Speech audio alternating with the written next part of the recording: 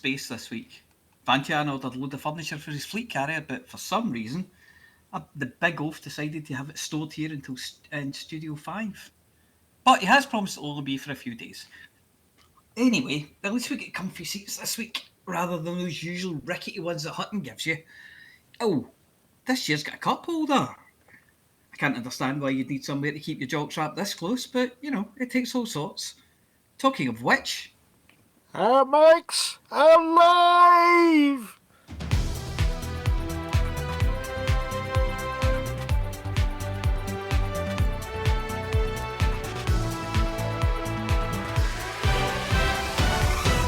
Good evening. I'm your host for this evening, Harry Balzac. Now, Rudolph has a pair of rocket skates strapped to his feet as he needs to keep nipping off, so he tells us. Personally, I think it was that dodgy unknown thing in a bun that he had at McThargoid's, at least by the number of flushes, both hot and otherwise, that he's experiencing. Did someone say hot? I'm Wilma Fingerdew. No, he said flush, and I'm Mia Harkness. I'm Hwanker, and I'm neither dodgy nor have I had my thing in a bun. I'm Norma Snockers, and I'm saying nothing about nipping off. I'm Rudolph Hucker, and, Ooh.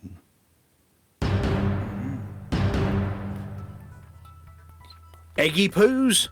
Just because they're red, they think they're Santa. The best little warhouse in Nexus. Not mushroom at the top, as Commander goes way too far in foraging foray. Dude, they're filming at Hutton. Missions impossible?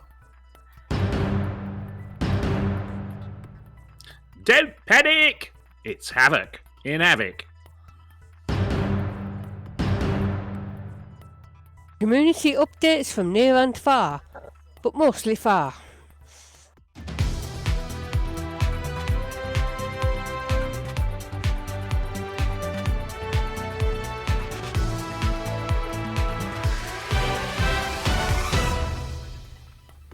First, this evening, another update from Paladin Space, and yet more praise for the generosity of the Eggy Poos. EGPU.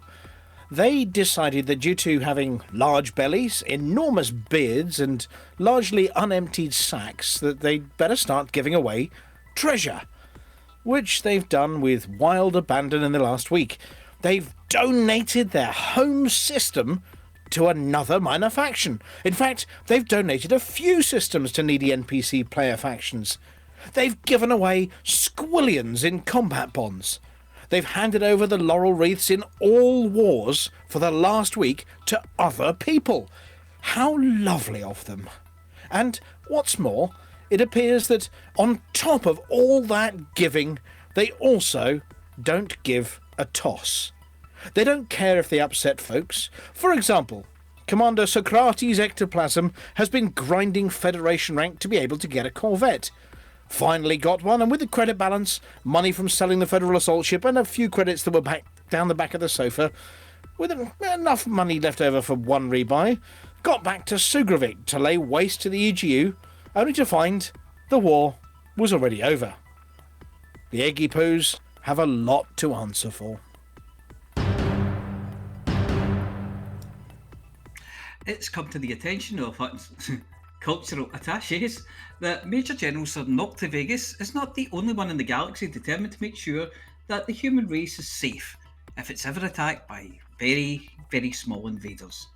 Nocti's flaming frigate filled with flea-sized flyers has a rival, courtesy of Commander Jaguarius, who has built a fleet carrier complete with its own set, its own Sun et Lumiere show. Oh, a Sun et Lumiere show. When demonstrating his fleet carrier, Commander Jaguarius has eschewed the tedious technique of hiding his mouth behind his hand and going pew pew, or trying to seem like he's talking over the radio by making sounds that, quite frankly, remind you of someone preparing to spit without checking in which direction the wind is blowing, or flashing a torch at the fuselage saying, "Look there, it blinked!" Oh no, Jaguarius has gone the full 822.96 centimetres.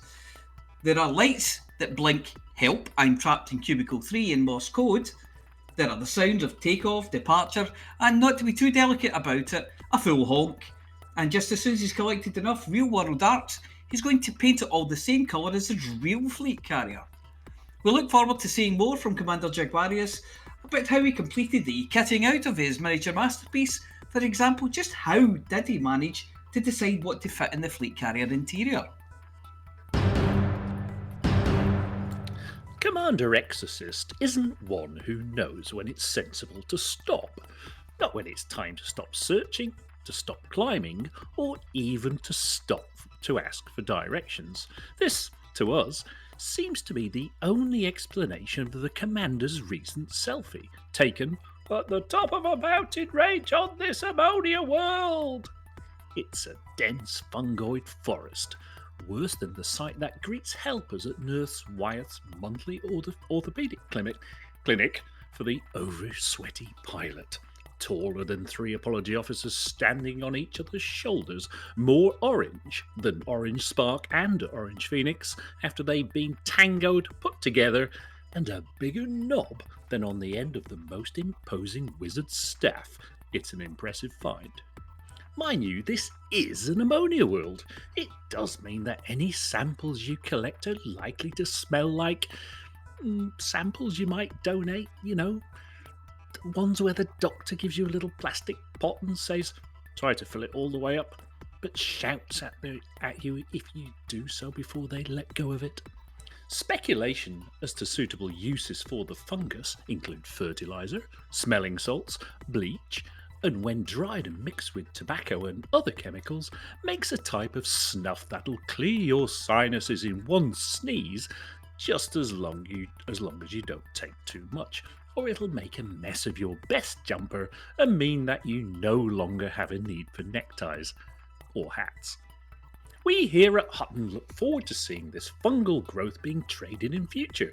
It's likely to only be found in very limited quantities. You could say this was a rare good. But when this is suggested to Amelia, she replied with, "Get that stinky stuff away from me. It smells like the inside of a long-distance explorer's flight suit." She'll come round to the idea. It's in her contract, after all. It's all go at Hutton this week, as location filming began for the latest big-budget blockbuster, Human, Where's My Anaconda?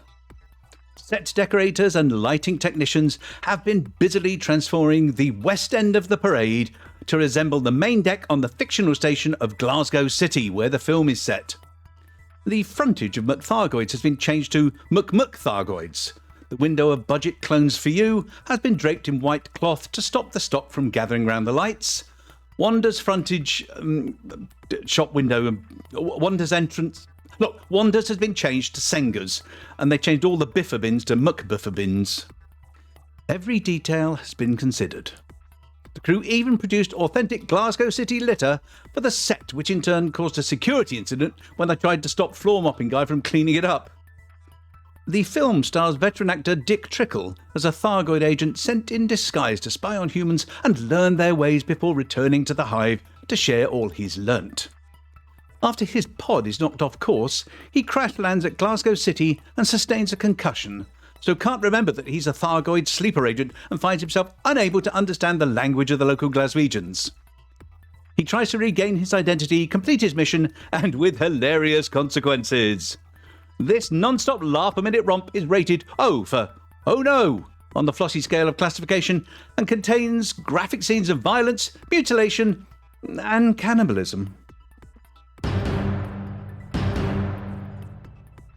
The Pilots Federation, amongst other news this week, have been dropping hints that mission givers throughout the galaxy have been in special training seminars for weeks in preparation for some new missions.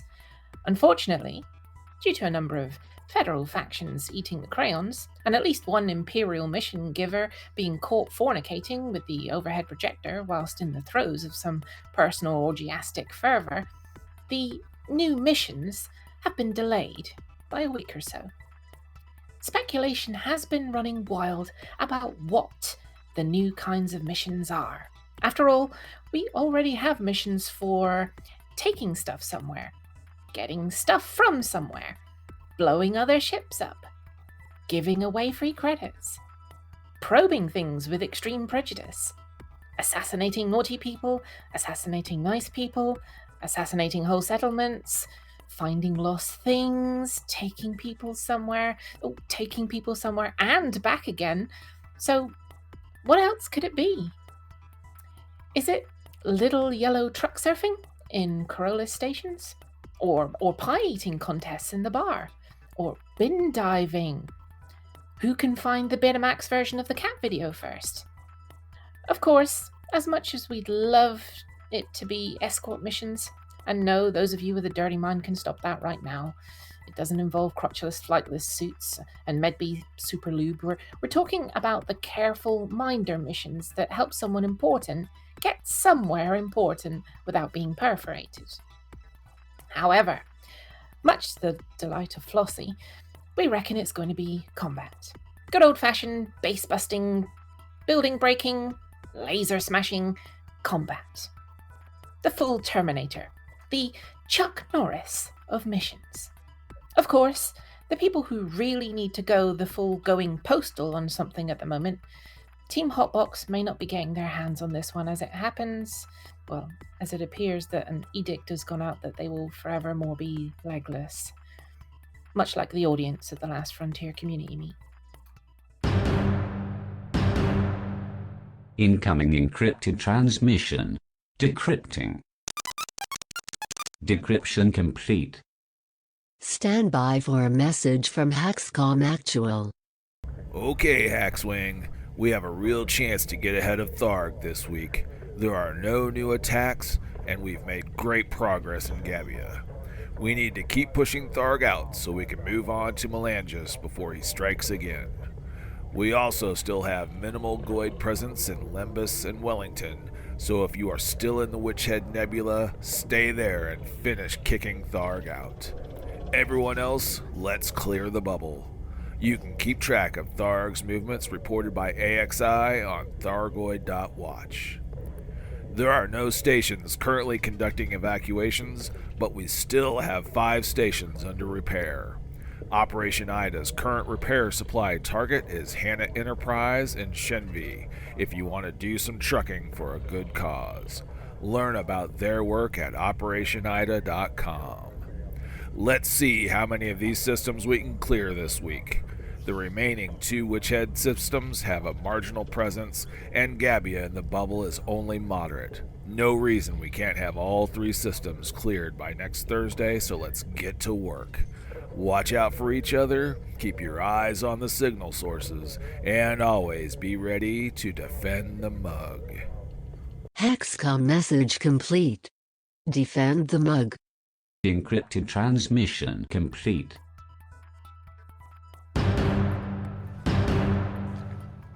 Well, after a period of calm in Hutton space, the last few weeks have seen increasing levels of excitement, and this week is no exception, with a recovery in Barnard's Star and double trouble in Avic. More on that story later. Barnard's Star has had a happier week than of late. After narrowly avoiding an election a week ago, Hutton is now 20 points above the second place faction, but still only on 37 before you get too excited.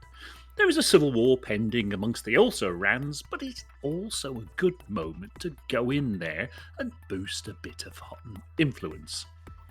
You know, some folks never seem to get the message, do they? No matter how many times you smack them around the head with a pan or kick them in the diddly doodahs, joining the eggy poos in this strangely compulsive practice of vicarious self-abuse are serious corporation. Fresh from their drubbing in Avic 2 weeks ago, they have come straight back for a second round of punishment. Some might say that they've been used as a stalking horse by the EDF, who appear to have been pushing influence in the system, or at the very least not controlling it, dropping Hutton by lopping a whopping third off our influence in only a week. Others might say that they just enjoy a darn good thrashing too much. The truth, however, probably lies somewhere in between, so head over to Avic and administer a military-grade slapping to the Sirius Corporation. To add insult to Avic's woes, there is also an outbreak of mods, so if you aren't of the pew-pew persuasion, ship in meds but medium ships only. Rumour has it that a newly commissioned purple carrier is on station, stocked with more meds than a nonagenarian's bathroom cabinet. Continuing with the theme of systems that have fallen on tough times, we've had our next slide please in Ross 671. After seemingly overcoming a setback at the start of 3308, Ross 671 started a steady slide into the 30s over the last week or so. With no obvious cause, once Avic is back on its feet, this easily accessible system would benefit from a bit of truckerly kindness. The infrastructure failure in Wolf 359 continues and is hampering the smooth running of the system, which is stalled on 39. Shipping water purifiers and power generators to the large pads in Lomas, Orbiter and Powell High to bring relief. The push for control of Wolf 562 continues as Hutton gained 3 points in the week and are only 11 points behind Wolf 562 Major Inc., the controlling faction, who are on 42. So if we maintain the effort, it's only a matter of time. At the overachieving end of the Hutton Systems table, we have 6 systems above 60, 4 of which are 70 or over. Please don't boost or dump data into systems that are above 60%, or we just waste an expansion and waste more time and effort withdrawing. For example, last week's expansion war into the Corbenic system was successfully lost early in the week, but we could have avoided it altogether if we kept our systems under control. Meanwhile, in Colonia, Grand High Admiral, Chief Air Marshal, Generalissimo Hankey Grand Kazi of all the Colonia clones asked that truckers fight for hot coal in a war just starting in Pythias, which has also discontented the locals, and finish off the last 2 days of the election against Colonia Cooperative in Tyr. Priorities this week are: if you want to truck something, relieve the outbreak in Avic by shipping in meds and ship water purifiers and power generators into Wolf 359 to end the infrastructure failure. Boost Hutton influence in Barnard Star and Ross 671. If you want to shoot something, win the war in Avic against Sirius Corporation.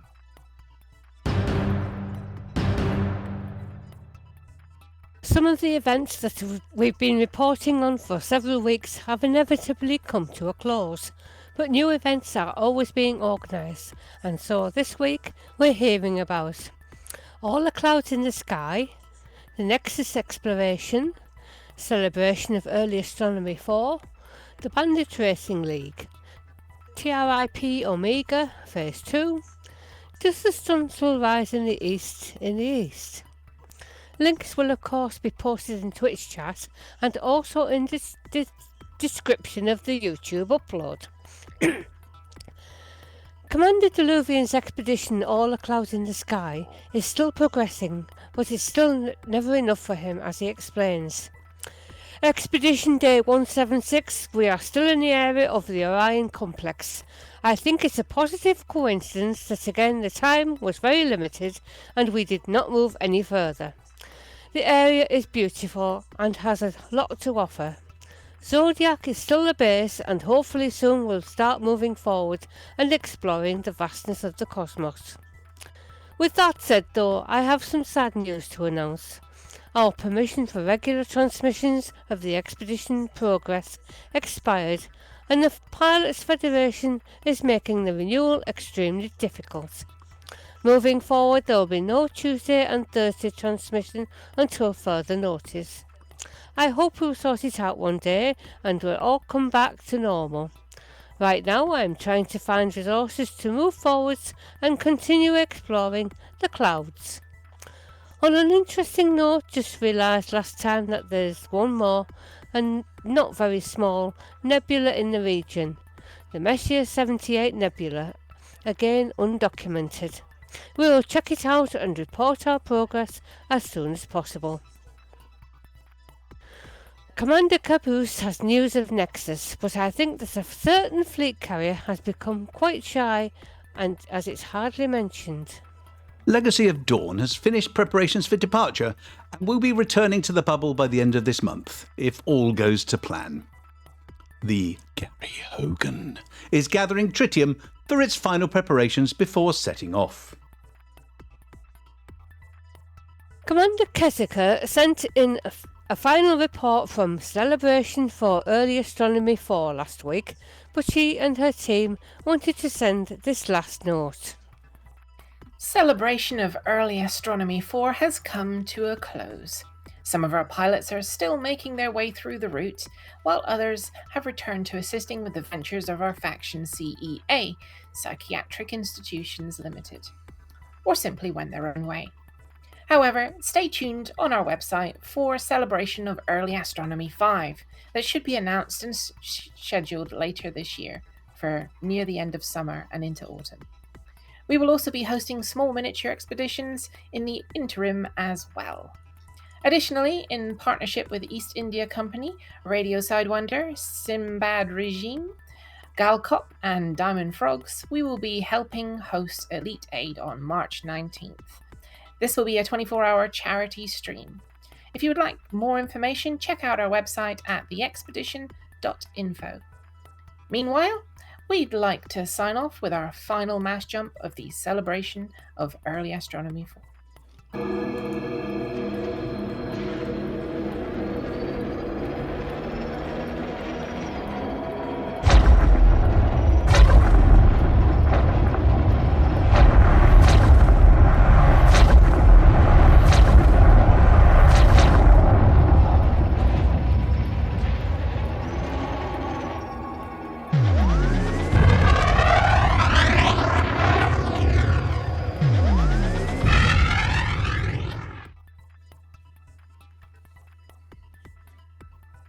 The most recent Bandit Racing League event was on Saturday, but a sad Commander DB Exterminator has this to say.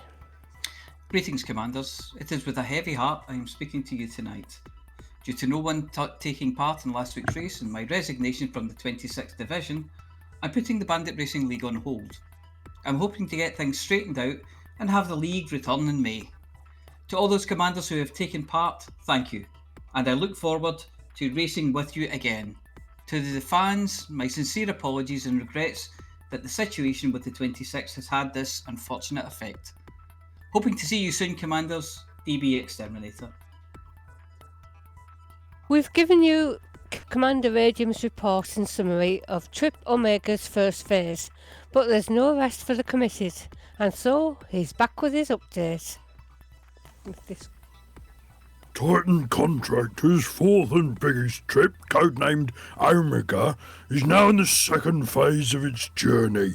In the first few days of the trip, we've explored several generation ships, namely the Atlas, Artemis, the Atlas, Demeter and the Epimetheus. These abandoned colony ships all have unique lore coinciding with their story as to how they failed, and our trip has allowed commanders to experience similar sights for 24 days since we started. Likewise, our story continues alongside the trip, bringing forth an interesting narrative for players to get involved in. Currently, 200 million in credits are also available in our trip challenges, where commanders provide cool screenshots for a chance to win the challenge, with more larger rewards and harder challenges to come. Although the trip has already begun, commanders can still join by linking up with the TOC Solaris Q4V40N fleet carrier and follow along our route via our linked website page. Stay safe.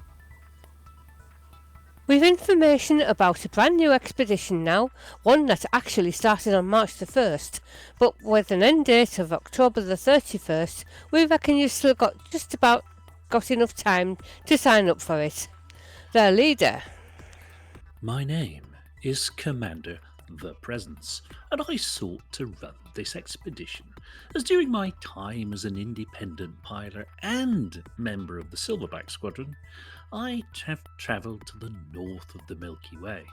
During Distant Worlds 2, I travelled to Beagle Point in a Python with just 34 light-year jump range. To any other pilots out there thinking of doing the same, don't. Just don't. Trust me on this one. I've been south through the Formidine Rift 3 years running, trying to get to Cyredia Alpha Alpha Alpha Hotel Zero in an Asp Explorer, and then an Explorer Condo with an 82 light-year jump range, and finally in a fleet carrier, and I still couldn't reach the place. I've been west to Star One. Boring. The Cassiopeia Galaxy still looks like an ice cream cone, but without all the interesting stars around it. And Ericsson Star. Reports that I was fleeing an impending paternity case are somewhat exaggerated. To the top of the galaxy at Goliath's Resk and Rackham's Peak, and down to Xibalba. So the journey east to Magellan's Star is the last cardinal point on the map for me to visit. My good friend, Commander Jinagu, had recently planned a proper expedition with his carrier, the In Search of Gwydion jolly. Pretty sure he never found any Gwydions, but I've never seen him in with any anyway. The thought, if he can do it, then so can I, was the driving force behind me planning this route. Scales between waypoints, allowing for exobiology, that's cabbage count into the layman, setting up minor points of interest for fast pilots who can't wait for us old codgers in the Silverbacks, and making sure we all had the jump range to get to Magellan's Star. The notion that I did all that just so Jinagu wasn't the only one with a Leader of the Pack badge from the nice guys and girls at EDSM is a scurrilous remark, and any repetition will result in letters from my lawyers. Next week, I may even have some news about the expedition. Until then, TTFN. Are you taking part in an event that we're not covering? Or have you heard about an event that we didn't mention? Then please email itookpart@huttonorbital.com and we'll do the rest.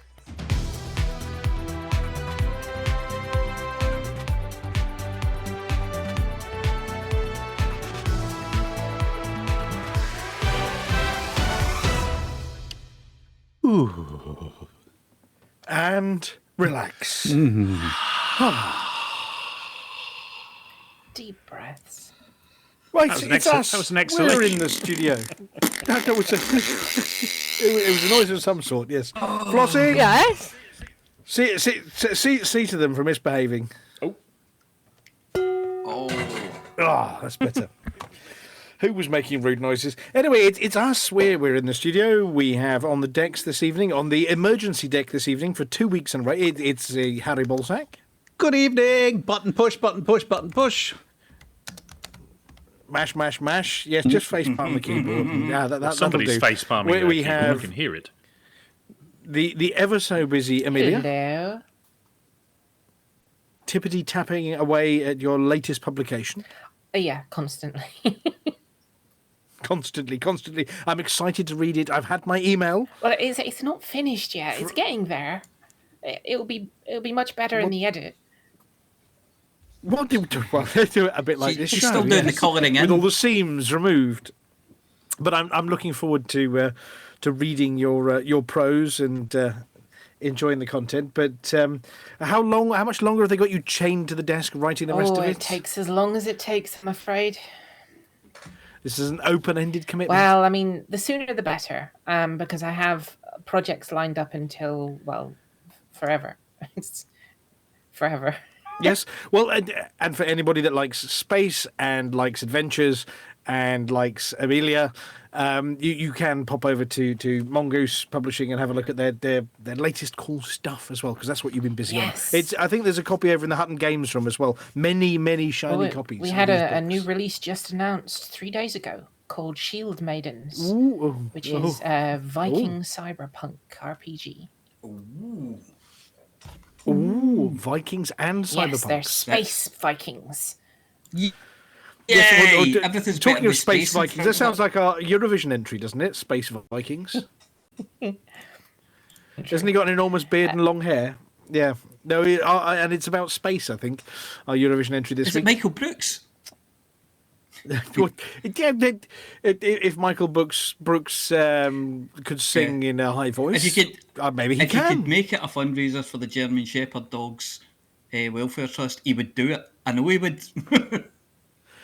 Well, we'll get to was it May time that this Eurovision thing is honoured? We'll see what block voting happens this year. It's going to be interesting. It's definitely going to be interesting on the block voting. Yeah. Is that BLOC? Yeah, we seem to have a Space Viking as our entry this year, so that's appropriate, Amelia. Anyway, we've also got the Apology Officer. Good evening. Hello. And you've been Batgirling. Yeah, well, not myself. No. I mean, all the Hutton News articles are actually genuinely based in fact. Yes, that one. It's loosely. It's not. It's not Human Where's My Anaconda. But they are doing some filming for Batgirl tonight at my work. So they are pretending that your neighbourhood, which happens to be of the Glaswegian not variety, my neighbourhood. is actually not my where? neighbourhood. My work. Your office. Yeah, my work. Well, it's an office, but it's in an art gallery. So they're pretending that's something in Gotham City. I don't know what yet. Well, I'd imagine an Possibly, art gallery, maybe, or just any building in Gotham could look like an art gallery, and then.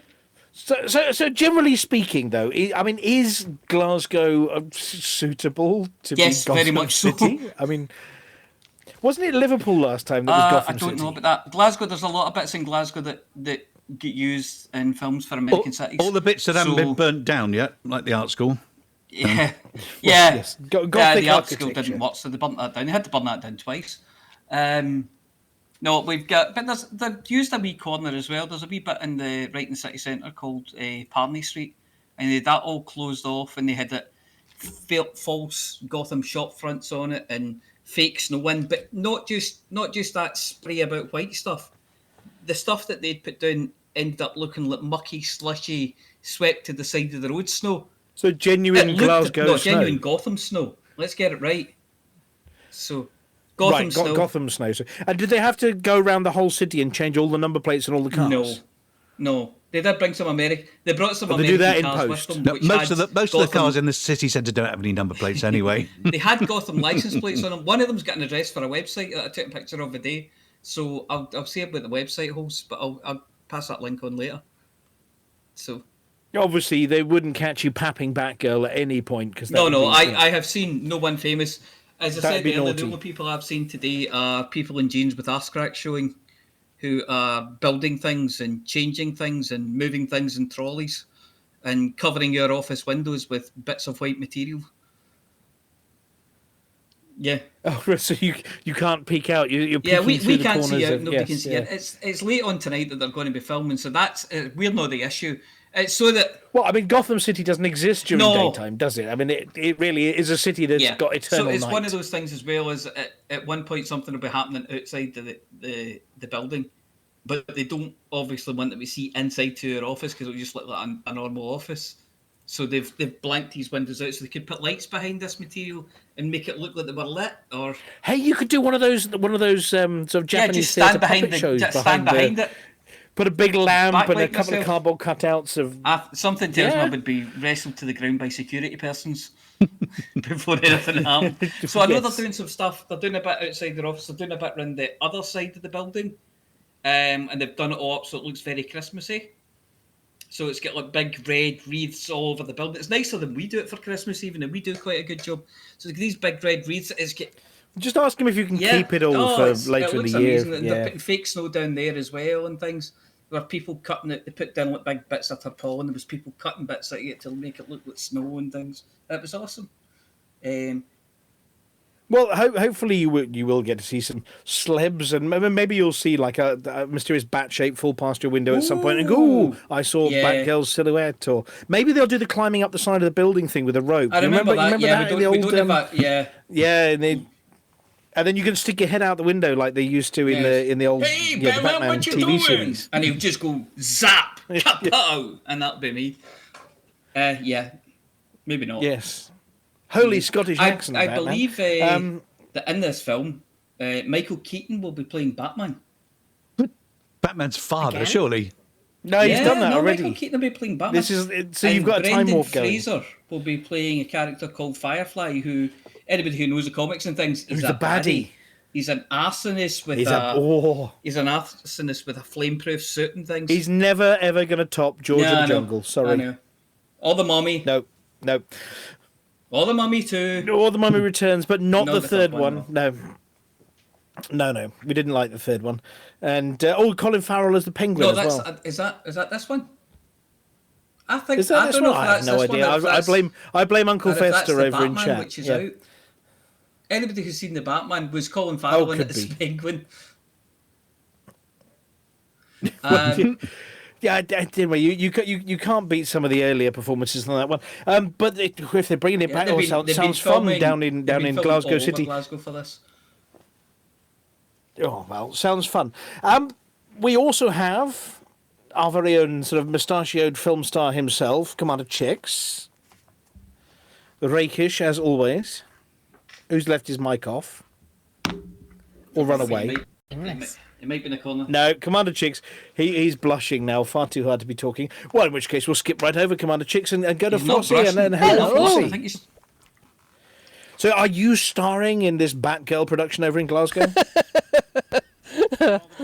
You are the terror that flaps in the night? Or no, that's Darkwing Duck, isn't it? Yeah, I'm not quite Batgirl material, I don't think. You could be Pan Girl or something. Ding, possibly. But yeah, I mean, you've got some. Have you got news coming up for this week? I mean, I know sometimes it blows hot and cold with the delay to the release. I don't know whether you have got a CG news section this week. Yes, you do. And are there any specially engineered, double braced with a half extra things being handed out this week? Well, we'll find out, I suppose, later. there will be from last week's CG, I'm going to. yes. Oh, possibly. Yeah. I mean, something to do with Colonia and bridges, and yes, the longest bridge in the galaxy. Is Chicks back, or is Chicks broken? Am I back? Oh, you are back. Excellent. I never went away. I don't know what happened there.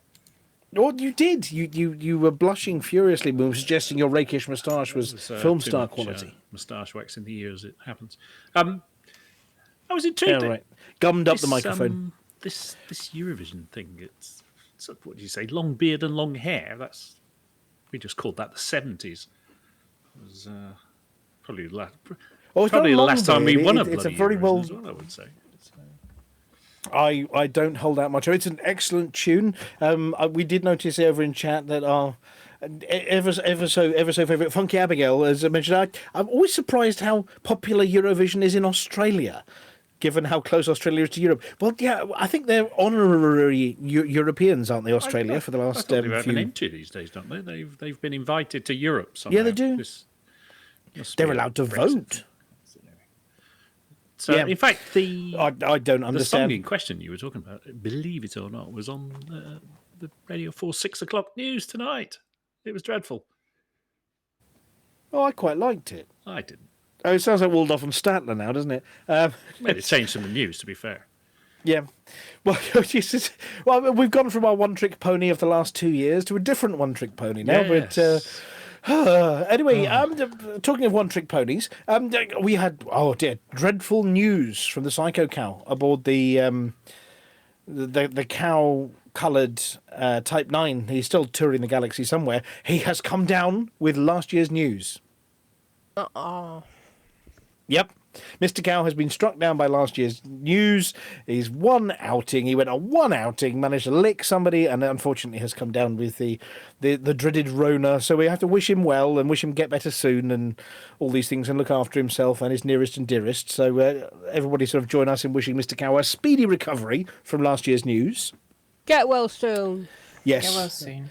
And obviously family and everybody as well, and try not to, lick anybody in the meantime until you're safe to do so.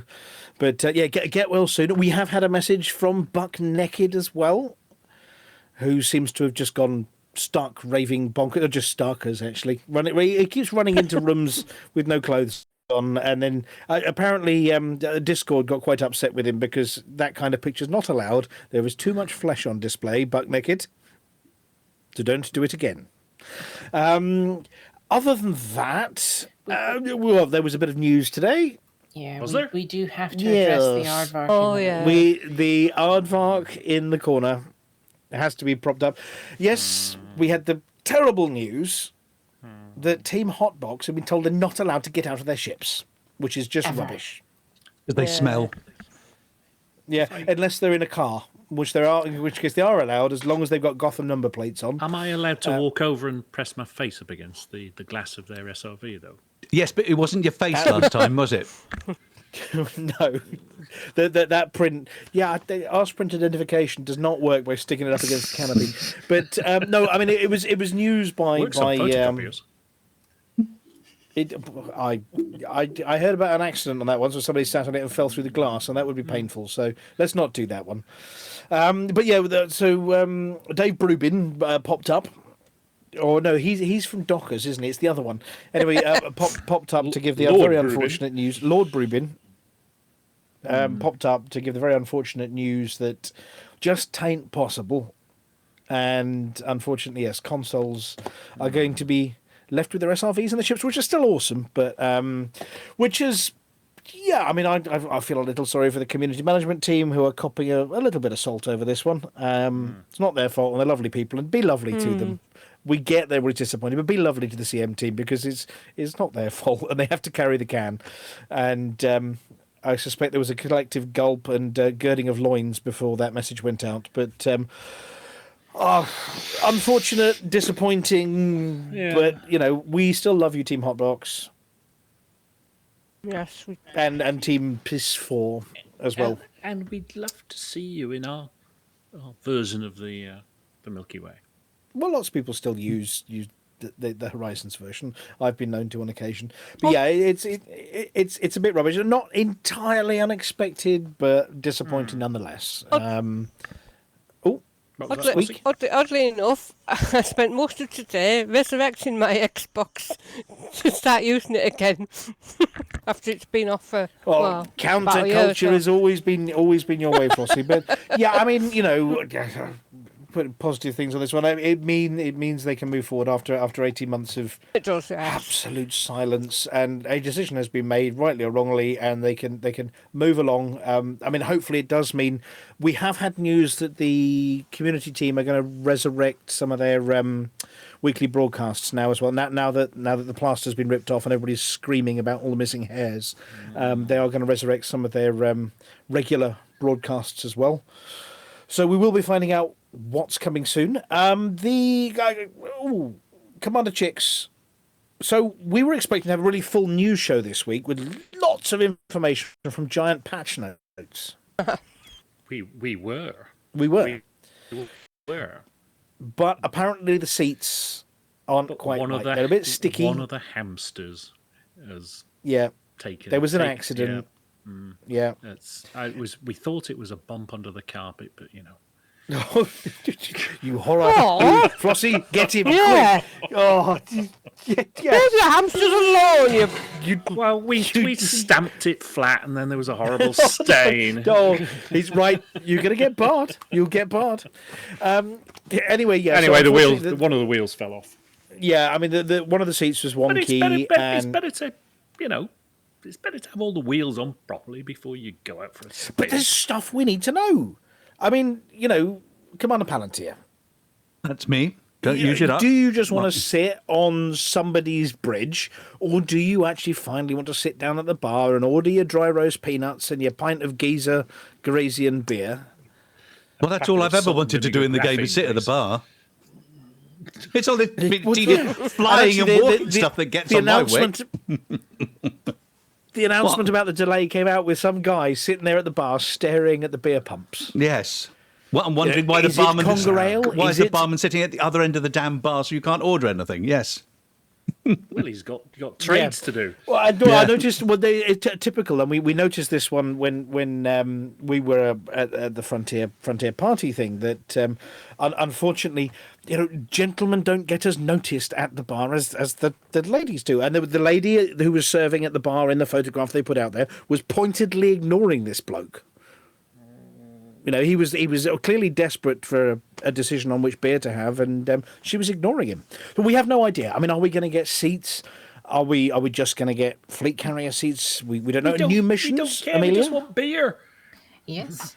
We want to be able to buy beer. Amelia, I mean, obviously, as reported during the news article, there are new missions. Yes. coming. We just don't know what they are yet. Well, I was just trying to think what's missing. Obviously, apart from the... Well, I don't know really, but I was thinking maybe we could have some missions involving plants. Involving plants? Go and water like watering the spider plants. plant. Yes. Some baby bio. Yeah, the plants we found on the planets that we scan.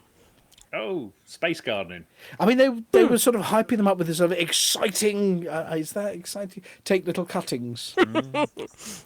It'd be exciting to me. I mean, that's... Well, it could be. We don't know. We don't know what else is coming in Patch 11. Apology Officer, have you got any sort of ideas on what kind of missions are missing that we desperately need? Let me think. I give Shona a good answer. Yeah, the little yellow car No, races. little yellow truck surfing. I know what you'd love as a mission. What would I love as a mission? Go out and get me 20 litres of tartan paint. Yeah. Yeah. And a bucket of blue steam. And 20 Yes. Rossons. A long way. Yeah. And a new bubble for my stand. and a new bubble for my spirit level. Left-handed screwdriver. Yeah. Yep. A black flashing light for use in the dark and all those bits and pieces. We're just trying to think what's actually missing.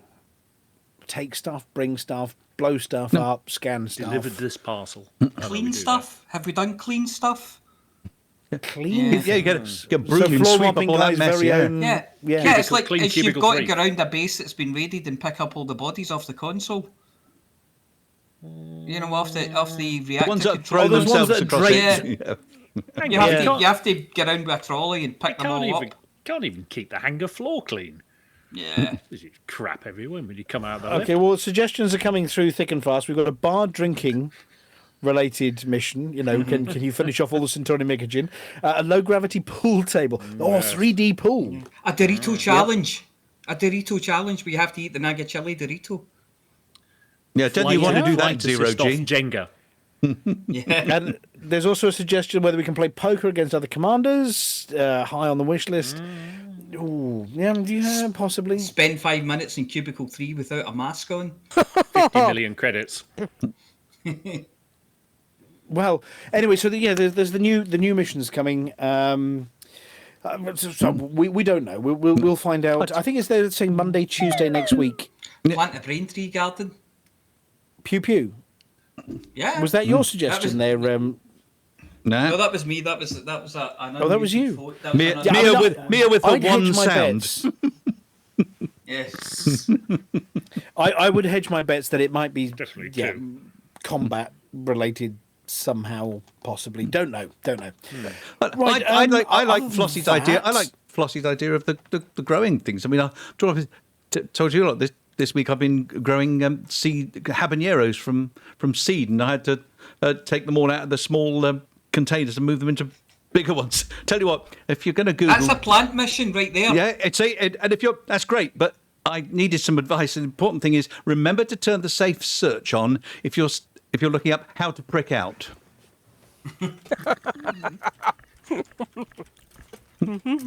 Like I didn't. So Yeah. At least hide your browser history. Other than that, we got much other news this week. We've oh crikey, Dead Meat's off. Somebody tape him down, will you? He's been at the mugs again. Ding. So Amelia, we've got another Galnet Rares digest coming up from you. I think so. Well, you should know. Awesome. You did it. This is Yeah. very true. Have you eaten anything weird recently? Lots of things. Yeah, you probably did do a Galnet Rails then. Yeah, I might not remember everything. It's the effects. It does have an effect, yeah. Yeah, it gets a bit hazy after after a while. Having chippies like that in right, Glasgow. well, you just block everything out. That's a good excuse. You stick to it. I think. Yeah. Commander Chicks, next week, this placeholder that's been in the script for months now that says Frontier Livestream question mark. Oh, there's been a live stream? Genuinely hoping next week we might be able to replace the question mark with an exclamation mark. Kind of abandoned all hope, Anyway, we shall see. Yes. Let's hope so.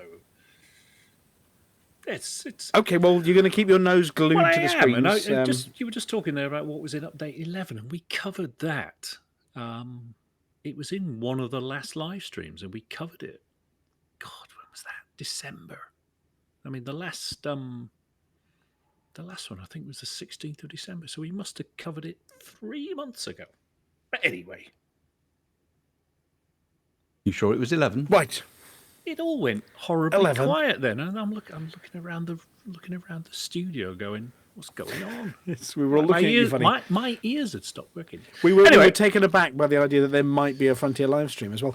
Right. Is the Balzac ready? Yeah, always. Is the Balzac ready? You know I'm always is the Flossy ready. Yep, I'm ready. Right, in which case, hand over to you guys. Go on then. See the thing. Do the see thing. the thing. Aardvark. Aardvark! No, Aardvark! Wait your turn. Somebody mute their mics. Yeah, but There's nothing certain, they say, except, of course, death and taxes. But we'd like to add to that Flossy will never raise anything more lethal than a pan in anger. And that's saying Aardvark will test her resolve to the limit. It's Flossy. It's Flossy with the CG News.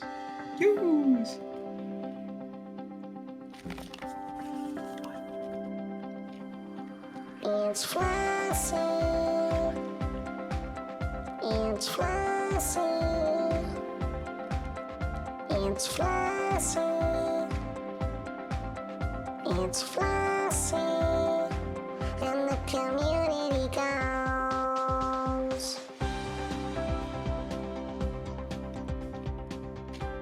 Hello, Flossy here with this week's Community Goals News. Last week's CG's Colonia Bridge Phase 4, Week 4. Alcor had a final total of over 142.5 million units collected. Outfitting, shipyard and human tech broker have been unlocked and will be on all the stations.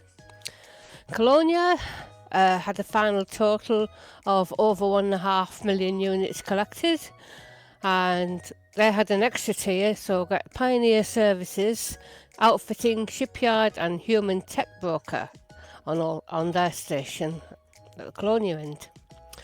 Various classes of pre-engineered overcharged power plants as well as exploration decals go to the top 75% of contributors to this concluding stage. Exploration decals are available for participating in this final initiative only. The decal colours provided are based on contribution as follows: top 75% emissive red, emissive white and emissive blue, top 50% bronze, top 25% silver, top 10% gold. These decals will be awarded cumulatively. The top 10 contributors for each of the Colonia Bridge initiatives will have the opportunity to be named in tourist beacons that will commemorate the project's conclusion. Finally, it was the last chance for pilots to obtain a Brewer Corporation decal, which will be awarded to every contributor to any of the Colonia Bridge initiatives as a token of gratitude. That's all the Colonia Bridge initiatives over the 4 phases. There are no new CGs this week, so enjoy your week off. Hopefully you may have Update 11 to play with. And that's it for this week's CG News. Flossy told you what to do. Thank you, Flossy. So, no CGs this week. Oh well.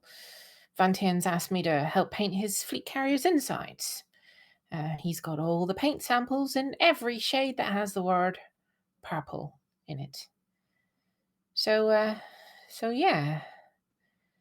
Well, I'm in for a fun week. Still, before all of that, we've got Beale Spoon and Wotherjude, so it's not all bad.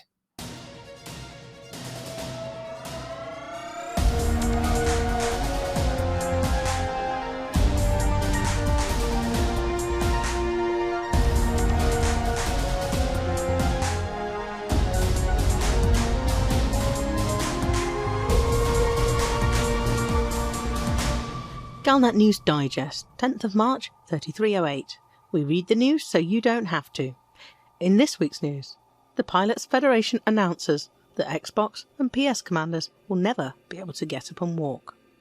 Sirius Corporation is to undergo a trial of its anti-Xeno capabilities, and ACT gets disbanded for the best of reasons, after the NMLA is declared gone for good.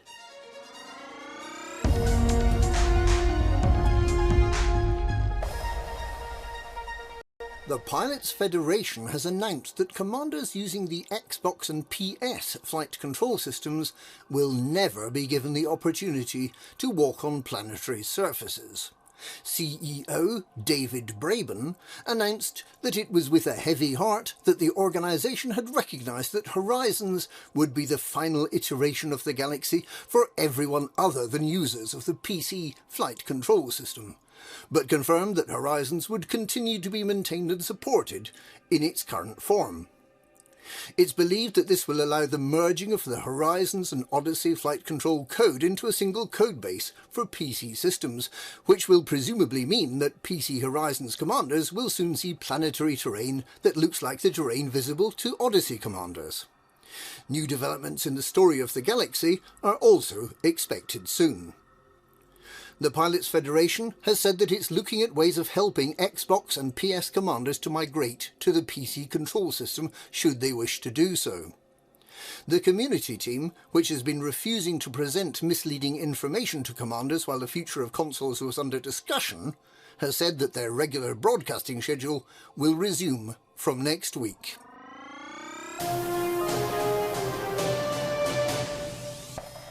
In the face of criticism from member systems, the Alliance has agreed to a 3-month trial of its new anti-Xeno defence partner, Sirius Corporation.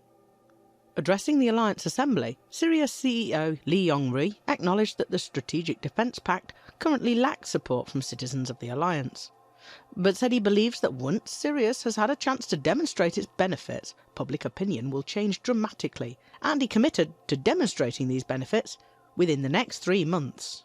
What this means is unclear. The 4 defensive megaships are all stationed in Alliance core systems, far from the Muscadart region and the Witchhead Nebula, where Alliance systems have actually suffered Thargoid incursions. And here is the CEO of Sirius saying he can demonstrate how well these megaships perform against Thargoids within the next 3 months. Does he know something about the Thargoid invasion plans that we don't? And how will he measure success? By limiting the number of systems that are attacked by Thargoids? By driving them back efficiently? Other than Salvation's mysterious and morally questionable superweapon, the only effective response to Thargoids is independent pilots. Does Sirius really think it can change that? Sirius megaships have been in core Alliance systems since the 14th of January. Councillor Ainsley Niven speaks for many when he said that some Alliance won't tolerate a Sirius presence for another 3 minutes, let alone another 3 months.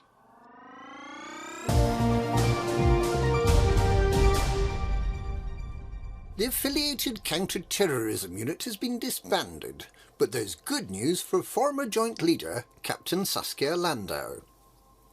ACT was set up after the Galactic Summit came to an abrupt end in March 3307, with the bombing by the NMLA of 9 starports within Federal, Imperial, Alliance and Independent jurisdictions. Despite the earlier bombing of Kepler Orbital, the Nine Martyrs bombing was the moment at which it became recognised that the NMLA was no longer just a threat to the Imperial Order, but a significant concern throughout the galaxy. It gave the superpowers an early opportunity to invoke the recently signed Cornelius-Lasky Convention on Large-Scale Threats. ACT brought together the best of the superpowers' intelligence and policing services, and with the help of independent pilots was eventually able to rout the NMLA in a standoff in the Madrid system. Captain Saskia Landau was then able to trace the organisation and training of the NMLA to a group of Imperial senators calling themselves the Lords of Restoration, and the mercenary group Darkwater Inc. Darkwater has been dissolved after being routed in battle, and the Lords of Restoration, including Senators Alberto Gerion, Ursula Torquatus and Karl Nerva, remain in Imperial custody but have not yet been sentenced. With the end of the NMLA, there's no longer any need for ACT, and this is why it's been disbanded. Those working for ACT who lost their lives fighting the NMLA, including Captain Neve Suetonia, who was ambushed and killed, were remembered. Captain Milo Castile, Inspector Mara Klatt, Praetor Leo Magnus and Senior Agent Tanya Ramirez were all commended and have returned to their previous roles in the Marlinist Constabulary, Alliance Interpol, Nova Paresa and the Federal Intelligence Agency respectively. But the biggest prize went to Captain Saskia Landau, formerly of the Imperial Internal Security Service, who battled misinformation from Imperial intelligence to reveal that the Emperor had been kidnapped, and was instrumental in restoring the Emperor to power. Landau has been awarded the Achenar Service Cross, and has been put in overall charge of Imperial intelligence, reporting directly to the Emperor. Landau is expected to implement changes to the intelligence organisation to ensure its total loyalty to the Emperor. And that's this week's Galnet News. Galnet News. We read the news so you don't have to.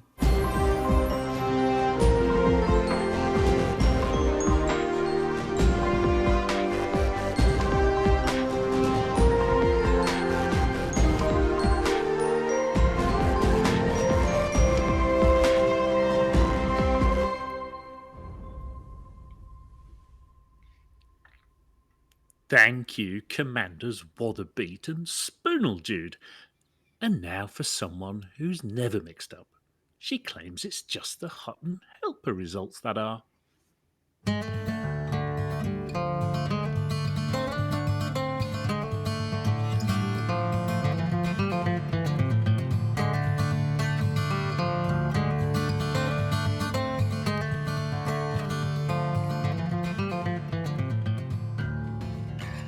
Welcome to the Hutton Helper results. The Hutton Helper results are sponsored by the Hutton Helper, the only third-party resource to come with an extra third-party resource under the pilot's chair. In anticipation of patch 11, that's 11, launching next week, unless they cancel it, we have the following events. The 20 extra cockpits for your cockpit special, the no extra ship interiors for your ship interior sad face trophy, the 50 extra turrets for every ground-based Deja Vu trophy, the 500 extra commandos in every dropship sprint, the 10,000 extra explosions in every burning station docking bay Pro-Am tournament, and the 1 extra Raxla for every player but you have to find it yourself challenge. So, extra points all round, extra money every time you get to Mornington Crescent, and extra rules if I can think of any. This week's Hutton Helper results are: Cometborn covered the most distance this week with 56,000 light years travelled. Border Reaver sold just over 93,000 tonnes of commodities to come first in cargo sold. Top mission winner is Montgomery Python, who managed to record the score of 535 mission points. Alex Zuno won bounties with 1,111,111,111 credits handed in. Farcup handed in 508 million credits of combat bonds to top the table, and Vincent DeLuca transported 2,823 passengers across the bubble. Decals 4. Now I've got somebody's highlighted exhaler. Is there a problem there? No. So decals this week for exhaler and Chris Zander.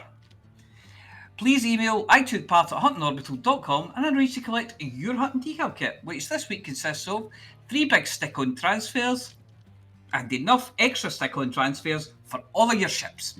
We have 3 Hutton runs this week. None of them set the board alight, but all are good solid times. Evo Flash recorded the time of 1 hour, 23 minutes and 33 seconds for 45th place. Drew Peacock, that's Drew Peacock, made his run in 1 hour, 23 minutes and 48 seconds to land in 70th place. Retired Navy IT1 made it in 1 hour, 23 minutes, 56 seconds for 98th place overall. Are you circling Hutton, hoping an extra landing pad will appear? Have you gone the extra mile only to discover it's identical to the mile before? Do you have some extra time in your hands? Well, you could be one of those extra special someones who gets a mention in next week's Hutton Helper results. Well, if you listen to me, I'll tell you how. Just go to hot.fothermug.com and download or sign up for the Hutton Helper before nipping out to do a wee bit extra for the cause. Let's face it, anything has to be better than not having extra everything. Well, that's it for this week. Back to Studio 5.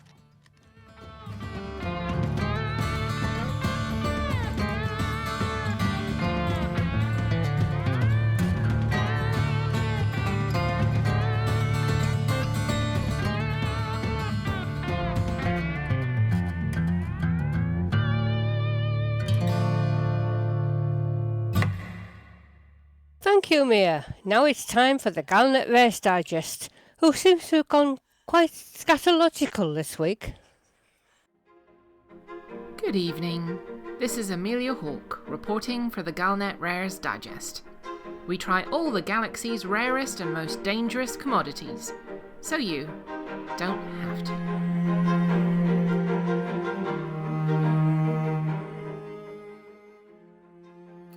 Fertilizer. As much as we wish that Grandpa's roses would grow as nicely, or Uncle Albert's marrow be quite as impressive without the aid of fertilizer, despite all the wonders of modern technology and biomes with specially tuned light bulbs, temperature controls, and perfect conditions for growing, there's just no substitute for 100% natural, good old-fashioned fertilizer. With the majority of man-made chemical alternatives out there, poisonous to almost everything, including the humans that consume and enjoy the various plants that form part of our food chain, natural fertilizer is in high demand. And with a galaxy full of planets to choose from, and countless living organisms decaying, dying, or being horribly harvested for their constituent parts, the search has been on for the ultimate natural fertilizer. As luck would have it, it has been discovered. Unfortunately, it's neither as plentiful nor as cheap as everyone would like. But coral cung pellets are the ultimate in natural plant growth supplements. It can invigorate even the most barren of soils. It even helps houseplants keep alive longer than the usual week after you've been given them. Turning your window box into a veritable forest in a matter of days. That spider plant into a house-eating monster, and keeping Audrey happy for months on end without even a drop of the red stuff. My mission this week is to discover the origin of the fabled coral cung pellet, and find out why, despite it being responsible for the most enormous of farm affairs suggestively shaped vegetable gold rosettes, and the biggest blooming roses you've ever seen, only the very rich can afford to buy even a sackful of this stuff. We've been told that it can only, at the moment, be harvested in one system. And unlike most of the things that we try on the Galnet Rares Digest, isn't available on a rocky or Earth-like planet. It's actually harvested from within the clouds of a gas giant. More accurately, an ammonia-rich gas giant. Before I head out from here on a harvesting expedition, there is one warning.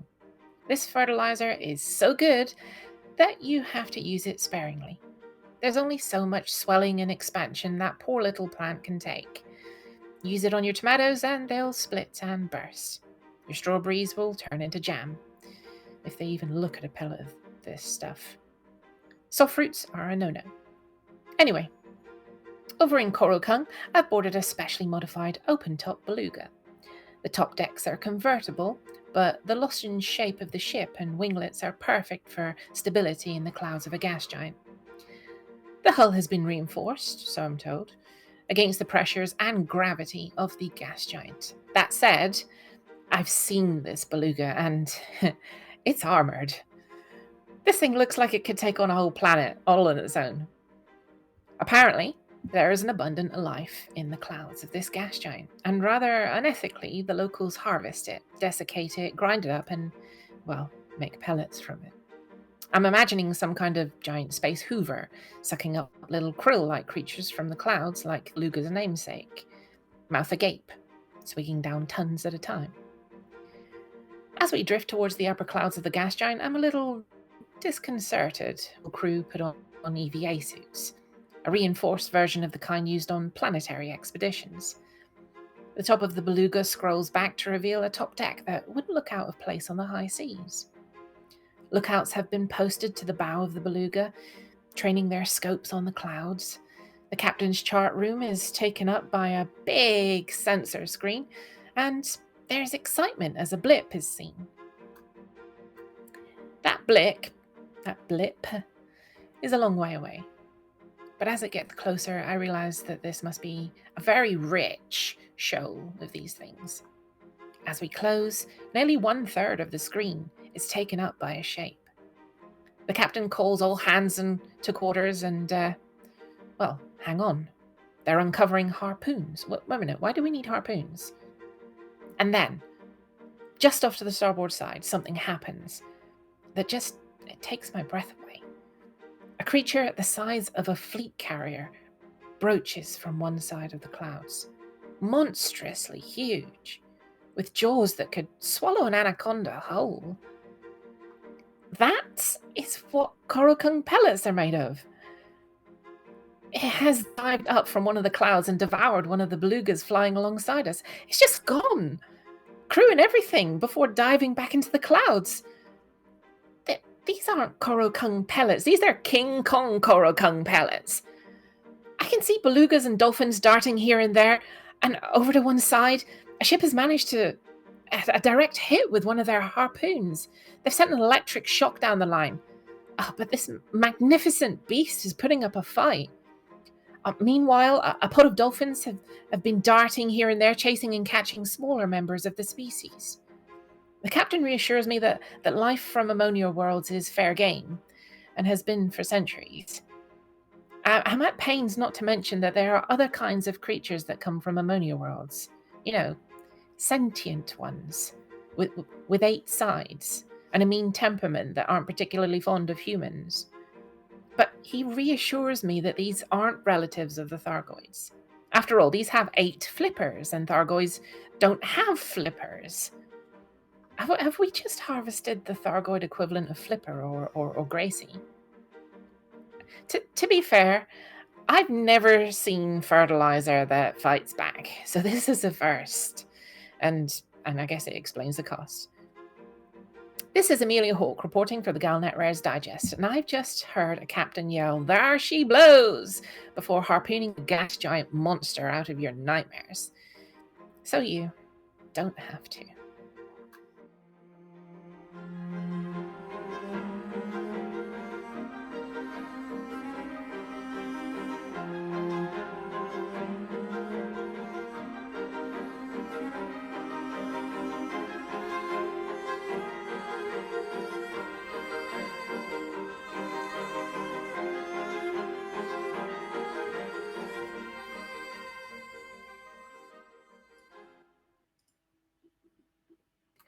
Bloody big, huge, wow. big. I mean, so big. This thing coming out the clouds at you. I mean, you must have soiled your flight suit there. It swallowed a beluga in one bite. I mean, how do you go from, oh, look, there's a giant space beast to, oh, that'll make the roses grow nicely? I mean, how do you go from A to B on that one? I know, I'll spread it on my marrow and it might be bigger. You know, I'm gonna have to arrange a visit to one of their factories. I mean, that's insane.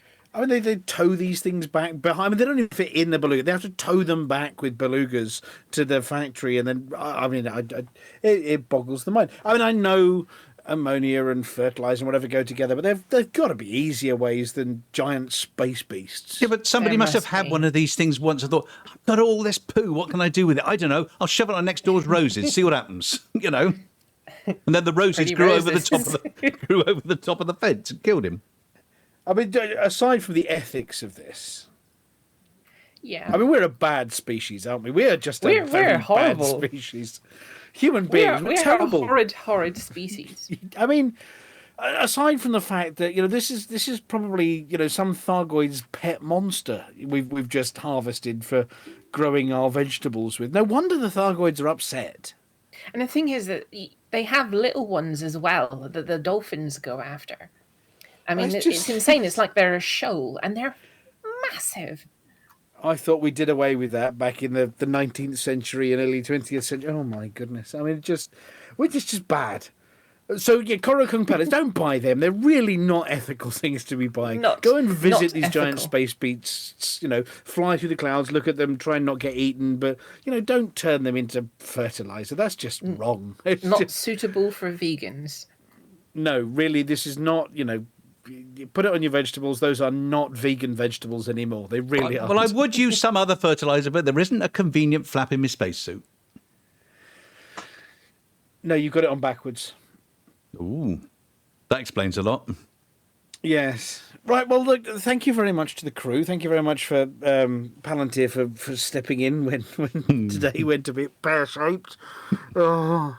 Hopefully next Thursday is A, going to be full of really exciting news from patch notes, and B, a little bit calmer without hospital visits and dogs being ill and all the crises. Or at least can they be spread out so you don't get them all? If you had one crisis, not on a Thursday morning. Yeah. Can we just rename Thursday just so it sneaks up on a different day of the week? Like a Monday, Tuesday, Wednesday, or... shit day, Friday, Saturday, Sunday. That one. Yeah, something like that. But look, thank you very much to our listener for joining in this evening. Hope you've enjoyed yourselves. Thank you very much to the crew. Amelia, that was epic. The pictures you sent back were terrifying. Thank you. Apology officer. Yes. So, I mean, do we have to set new targets, by the way, for certain bellicose members of the Hutton Helper results? That 1111111 is just so passé these days, and we need a new number. Yeah. Whoa. Alex, she can do any number you want. She can do any number you want. Ask for 1, all 2, eights. 3, 1 week 4, they got 5, all 6, eights, 7, so 8, 9. We have to find what's a prime number somewhere near there. We'll have to say the next one. I'm going to ask for all eights for next week. All I eights. don't expect 8 billion, but I think 888,888,888 would be fantastic. A few lines of grey code, it's easy. Well, yeah, or you could bung me a 5 and they'll just lie. or maybe the number should. I do it for less. Fixed amount every week. I do it for less. Oh yeah, Happy Moon Monkey has done one of those lovely numbers that works very well. If you turn it, I suppose that's not an upside down one, is it? No. Yeah. 8008. Yeah, one of those calculator numbers. Yes, that you did at school. Yeah. Can't do. Oh no, it's boobies. It's okay. It's boobies. It's not boobless. It's boobies. Very surprised it wasn't Dead Meat who came up with that one. Actually, I think Dead Meat's been sending messages to the Happy Moon Monkey to send to us because that's a very Dead Meat thing to do. Commander Flossy, fingers crossed we've got an extra CG next week. Maybe No, not a Colonia Bridge one. I think that's done now. Yeah, and a lot of people made themselves very, very, very rich in the last week as well. Yeah, somebody was saying they made 2.5 billion It didn't credits. make so much in Colonia. Yeah. Right. There was in the bubble end, there was a lot of money to be made. In there just wasn't many supplies up in Colonia. Yeah.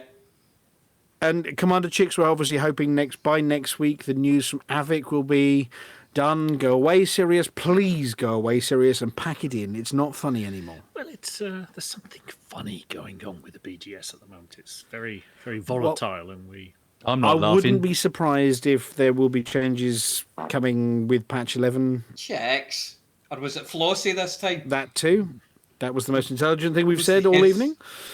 And Amelia, you're going to be scribbling away for the next bit and releasing more publications for us, but do keep us posted as to how they're going. Other than that, I'm going to hand back to you lot, and I'm going to move my headphones away from my head ever so slightly. For the mug. I think it's time. I think it's time for us to go. Smell a trap. Amelia, mug. Gently. For the mug! For the mug! Bloody knew it. Do you mind? No, we don't mind at all.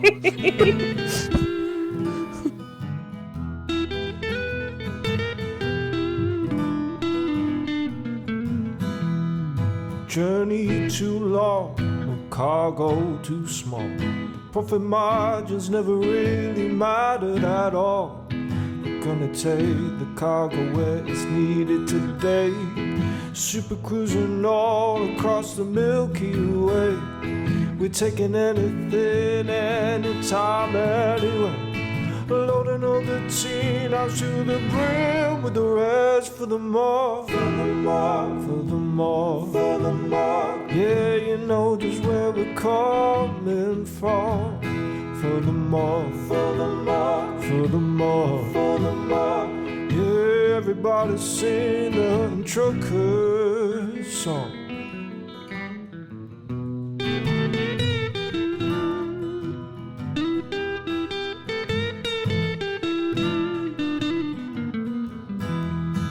Flossy always seems to crash into the sun. Skibble lights the pilot on the Xbox One. Halving out the frame, you know he leads us well. Trucking across the galaxy, now everybody out.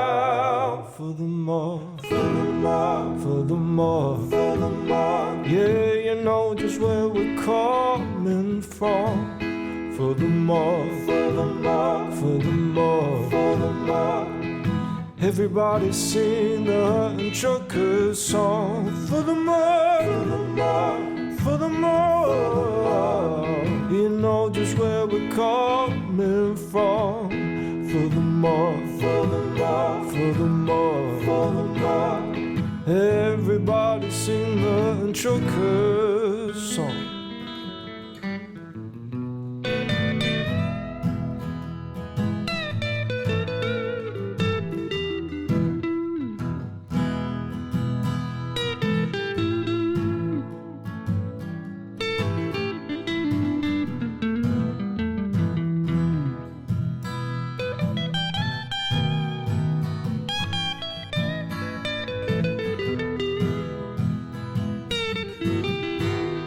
So give me a large path that I can land on, and I'll give you cargo and sing you my song. No point 22 light years to go, cruising to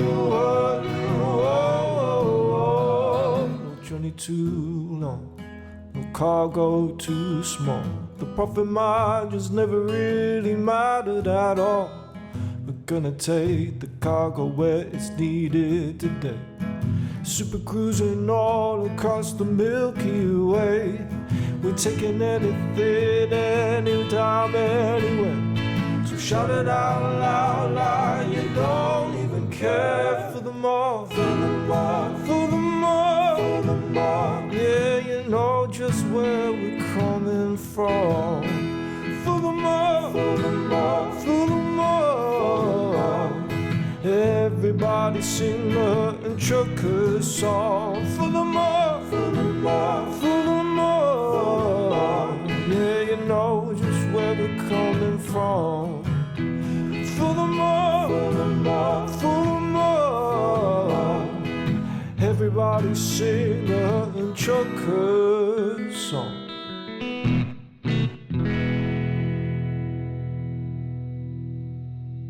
Well, ladies and gentlemen, that's the end of the show. Everyone's buggered off now, so why don't you bugger off too?